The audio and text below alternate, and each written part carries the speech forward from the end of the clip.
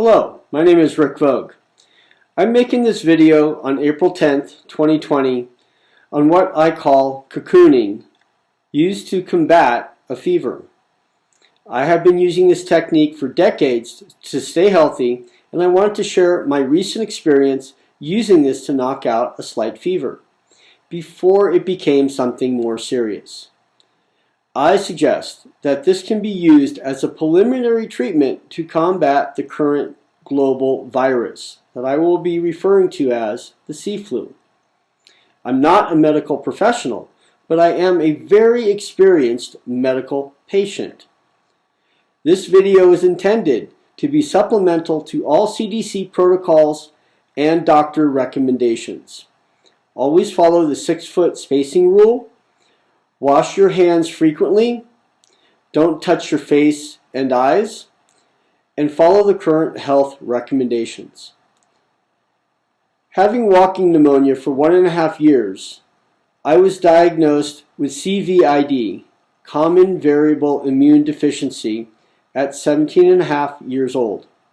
I weighed 120 pounds and likely would not have lived to see my 18th birthday without the diagnosis and treatment of gamma globulin deficiency. I recovered from the pneumonia after several months of therapy, but with significant damage to my lungs. I'm 57 now, so I have 40 years of health awareness and experience to prevent a relapse. My history puts me at significant high-risk level for the sea flu, so I'm very aware of staying healthy. I'm a self-employed carpenter with no sick paid leave, so not being able to work is a real problem for me. I have been successfully using cocooning for at least 35 years to combat the onset of a fever. In recent years, I haven't had to use it much. So what is cocooning? I pull the sheets over my head to make a cocoon while in bed. This creates an enclosed and heated environment for me to sweat the fever out. Turning up the heat or adding additional blankets can also be helpful. I do this for at least 30 minutes or until I feel better. When I was younger, I used to sweat a lot, and this made the bed very wet with sweat. I would use this as a gauge to stop. Now I don't sweat as much, so it isn't a very good gauge. I continue until I feel the fever break. This is totally safe. I have done it for over 90 minutes without venting air or popping my head out. Carbon monoxide is a fatal gas. Carbon dioxide is not fatal. If you feel that you need an air exchange, all you need to do is move your legs around and new air will flow underneath the covers. To take my temperature while I'm in the cocoon, I position my tongue to the bottom of my mouth where an oral thermometer would be placed. If you do this when you're in a healthy state, you can get an idea of what your normal temperature is.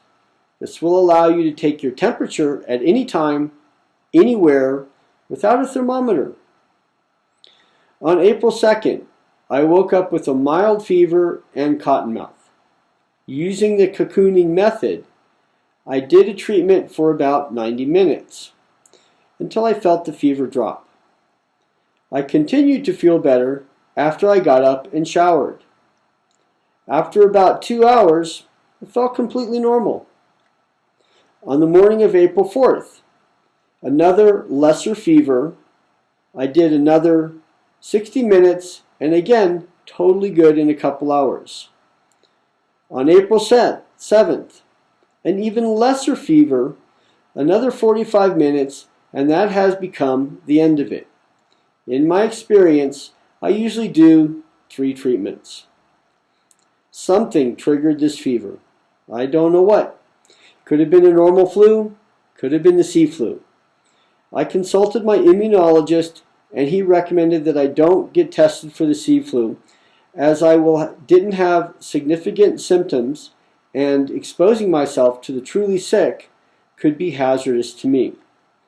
He did recommend following the CDC protocols and said there should be an antibody test in the near future that will determine if I did have the C. flu. I will share the results of this test when I get them. People who have immune deficiencies rely on blood donors to stay healthy and live normal lives.